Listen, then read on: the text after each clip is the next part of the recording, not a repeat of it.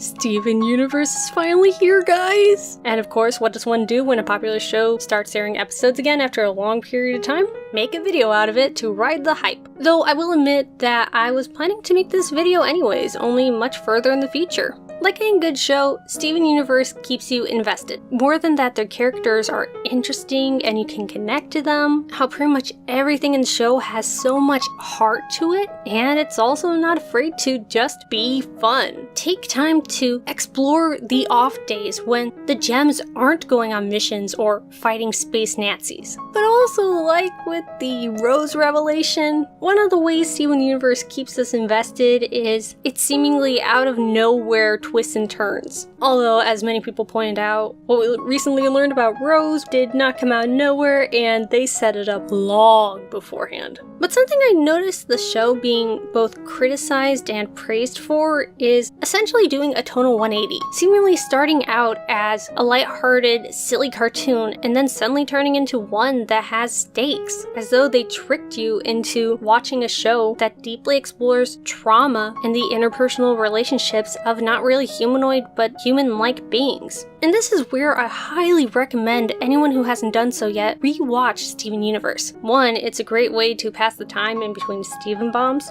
and two, you get to pick up on all the things that you didn't see coming because you didn't have the hindsight, like what we found out about Rose and Pearl. On your first run through of Steven Universe, it does very much feel like that it started as a lighthearted action series that suddenly turned dark, but then your run-throughs afterwards, you start to notice that Steven Universe has always been serious. Take for instance in the second episode, when the Gems and Steven were trying to consider ways to fight the Red Eye, Steven suggests his dad might know where Rose's light cannon was, but even though Steven doesn't seem to recognize it or put much thought into it, we see that the Gems clearly don't place value or weight in Greg's ability to help them with gem things, as though they really can't rely on him. He's okay to have around for maybe a giggle and because Steven likes hanging out with him and he's his dad, but when the cards are down, they'll never turn to Greg. And there's reasons why this moment kind of flies under the radar. For one, we're basically seeing everything from Steven's eyes. For the most part, he's the perspective character. How the situation is viewed to an untrained eye will be dependent on how Steven is looking at it. And when Steven gets this pushback from the Gems, they don't have a heart-to-heart or discussion about how they really shouldn't discount Greg just because he's a human. Steven just brushes off like, here, I'm gonna go get my dad anyways.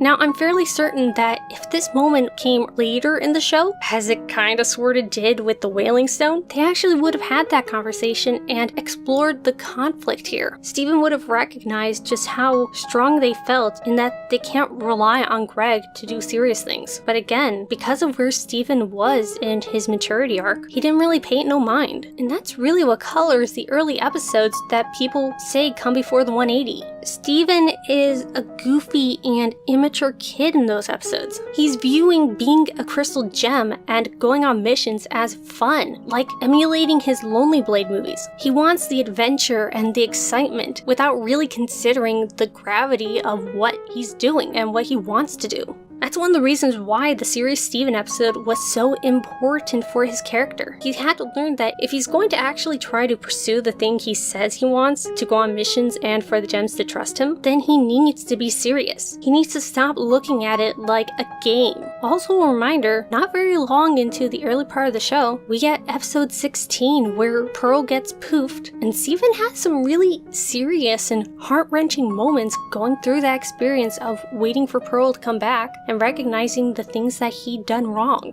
But then, like in episode 2, as I said before, it doesn't quite play off as serious or dramatic by the end of the episode as it would if it was, say, in the later part of the series because of how Steven takes it. He has this big moment of, I should have just waited for you, girl. I shouldn't have tried to force you to come out of your gem or try to replace you. And then as soon as Pearl comes back, he at least on the outside completely disregards this message. He almost literally says, never mind, Pearl's back, sort of at least outwardly treating taking it as though I don't need to put more thought into this because the thing I wanted is here now. It's also an extremely gradual thing for Steven to become mature and so intuitive as he is in the later half of the series. I think what best sums it up is Steven answering Lars as to when he became so mature. It happened in between him getting his shield and finding out that his mom is a war criminal, which, if you recall, that's a pretty wide range of episodes. And to be frank, I really like this. Sure, it can be almost insufferable to watch some of the early episodes with how unserious Steven is about the things he's doing, but people don't grow up in a day. And that's what we're watching Steven do. We're watching him